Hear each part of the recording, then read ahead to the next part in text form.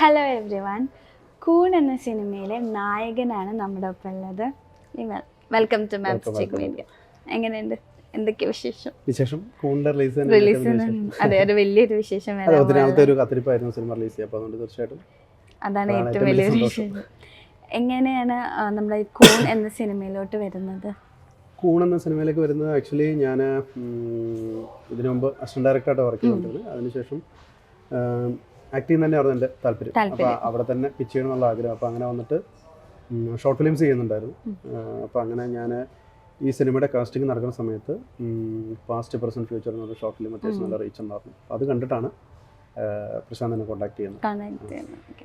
അപ്പോൾ ഈ like assistant director എന്ന് പറയുന്ന ഒരു പൊസിഷൻ സിനിമയിലോട്ട് വരണമെന്ന ആഗ്രഹം കൊണ്ട് ചെയ്തതാണോ, അതോ ഡയറക്ഷനും ഇഷ്ടമുള്ള? എനിക്ക് ആ സമയത്ത് ഞാൻ കയറിയത് തീർച്ചയായിട്ടും കിട്ടിയ ഓപ്പർച്യൂണിറ്റി എങ്ങനെയായിട്ടാണ് അങ്ങനെ അസിസ്റ്റന്റ് ഡയറക്ടർ.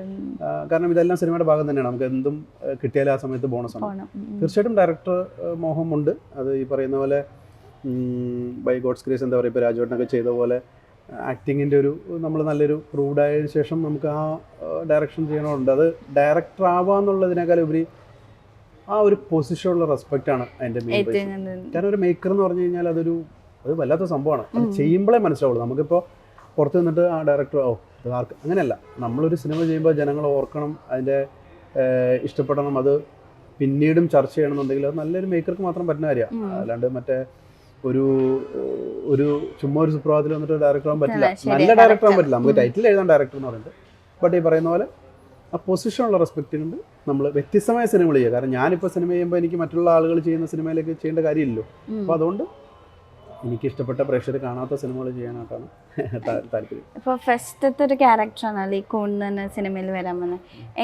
ലൈക്ക് ആ ക്യാരക്ടറിനെ പറ്റി ഒന്ന് ബ്രീഫ് ചെയ്യുമ്പോൾ എങ്ങനെയുള്ളതാണ്? ക്യാരക്ടറിനെ സംബന്ധിച്ച് ഇതിൻ്റെ ഒരുപാട് കാര്യങ്ങൾ നമുക്ക് സിനിമയ്ക്ക് മുമ്പ് പറയാനുള്ള ഒരു ഇതില്ല. കാരണം തിയേറ്ററിൽ ഒന്ന് കാണുക എന്നുള്ളതാണ് ഇതിൻ്റെ സംഭവം. പക്ഷേ ഒരുപാട് സസ്പെൻസ് എലമെന്റ്സിനൊക്കെ ഉപരി ആസ് എ ന്യൂ കമർ എനിക്കിത് ഭയങ്കര ഒരു ചലഞ്ച് ചെയ്യാൻ. എനിക്ക് മാത്രമല്ല, ഇപ്പം നമ്മൾ ഈ സിനിമയുടെ ഒരു ക്യാരക്ടറിനെ പറ്റി പറയുമ്പോൾ ഒത്തിരി ഇമോഷണൽ ഏരിയാസ് ഒരു ആസ് ആൻ ആക്ടർ നമുക്ക് ടച്ച് ചെയ്യാൻ പറ്റിയൊരു സിനിമയാണ്. അതൊരു ഇപ്പോൾ ചിലപ്പോൾ ഒരു സിനിമയിൽ നമുക്ക് ദേഷ്യമായിരിക്കും കുറേ ഒരു ക്യാരക്ടറിൻ്റെ ഫുൾ ത്രൂ ഔട്ട്, ചിലപ്പോൾ കോമഡി ആയിരിക്കാം. ഇത് നമുക്ക് അത്യാവശ്യം ഒരു ഫൈറ്റ് ഒഴിച്ച് ബാക്കിയുള്ള ഒരുമാതിരിപ്പെട്ട ഏരിയയിലൊക്കെ നമുക്ക് ടച്ച് ചെയ്യാൻ പറ്റുന്നുണ്ട്. അതൊരു ആക്ടറെ സംബന്ധിച്ച് ഭയങ്കര ലക്കിയാണ്. ആ ഒരു കാര്യത്തിൽ ഒരു ഫസ്റ്റ് സിനിമയിൽ തന്നെ ഇച്ചിരി ഒരു പവർഫുള്ളായ ക്യാരക്ടർ കിട്ടിയത് ലക്കിയാണ്. കാരണം ഈ ഒരു ക്യാരക്ടറിനെ പറ്റി പറയുമ്പോൾ വളരെ സിമ്പിളായിട്ട് പറഞ്ഞാൽ ഒരേ സമയത്ത് നായകനുമാണ്, വേറൊരു ആംഗിളിൽ നോക്കുമ്പോൾ വില്ലനുമാണ്.